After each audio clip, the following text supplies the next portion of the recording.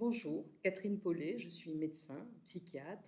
J'exerce en prison, en hôpital psychiatrique et en centre de rétention administrative pour les étrangers en situation irrégulière.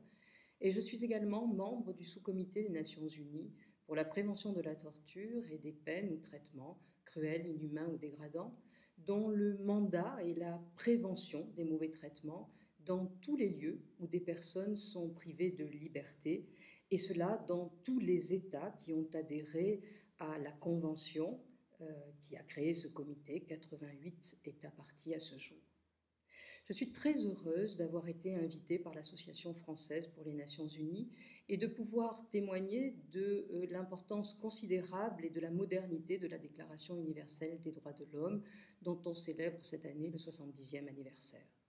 La Déclaration universelle des droits de l'homme, élaborée au sortir de la Deuxième Guerre mondiale, où tant d'atrocités ont été commises, est avant tout un message de paix de portée universelle.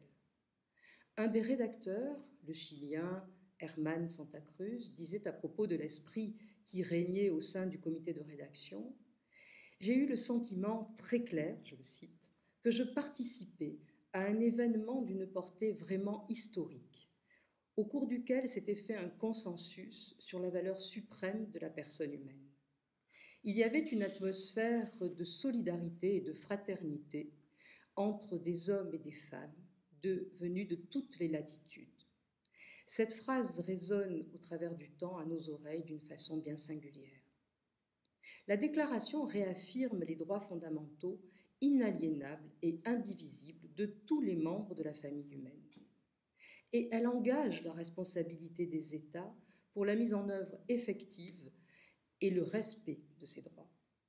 Tous les individus de toutes les nations peuvent s'en prévaloir.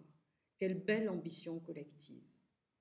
Ce texte fondamental a irrigué et continue d'inspirer le système international et national de promotion et de protection des droits fondamentaux. Il est la matrice de nombreux traités internationaux qui s'en nourrissent et l'enrichissent.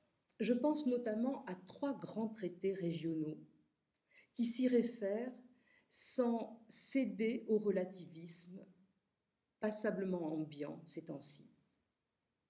La Convention européenne des droits de l'homme, 1950, la Convention interaméricaine des droits de l'homme, 1969, en région d'Amérique latine, la Charte africaine des droits de l'homme et des peuples, 1981.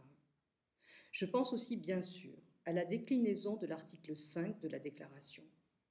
Nul ne sera soumis à la torture, ni à des peines ou traitements cruels, inhumains ou dégradants. L'interdiction absolue de la torture est au cœur de la Convention contre la torture de 1984, ratifiée à ce jour par 164 États partis sur les 193 que comptent les Nations Unies et dont on espère la ratification universelle. Mais aussi et peut-être surtout la prévention de la torture, traiter le mal à la racine, en comprendre la genèse et y remédier. Et là encore, des conventions internationales portées par des hommes et des femmes de conviction. Je pense particulièrement au Suisse genevois Jean-Jacques Gaultier, mort en 1986, qui aura contribué de toutes ses forces à promouvoir des conventions qu'il n'aura pas pu voir mettre à l'œuvre.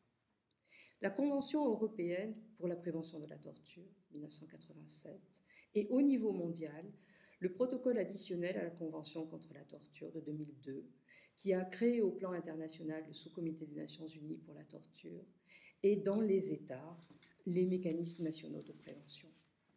Mon métier et les lieux où je l'exerce, les visites que je fais dans les différentes parties du monde, me démontrent tous les jours qu'il est très facile de se décourager et de se détourner face à cette situation de détresse ou d'abus.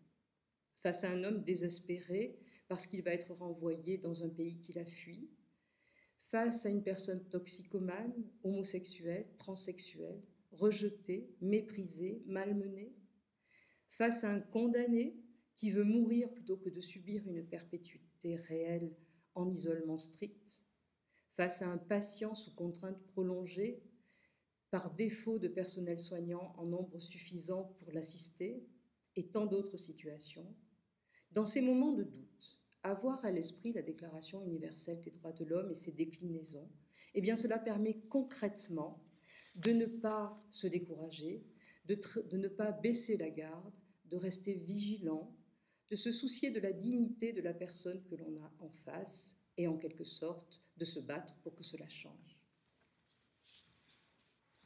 Même si nous sommes dans une période sombre pour l'Union des nations et pour la protection des droits et des défenseurs de ces droits, il faut se souvenir du chemin considérable déjà parcouru et écouter le poète espagnol Antonio Machado. Toi qui marches, il n'existe pas de chemin. Le chemin se fait en marchant. Le chemin, ce sont les traces de tes pas. C'est une belle leçon de mobilisation, d'engagement et de ténacité.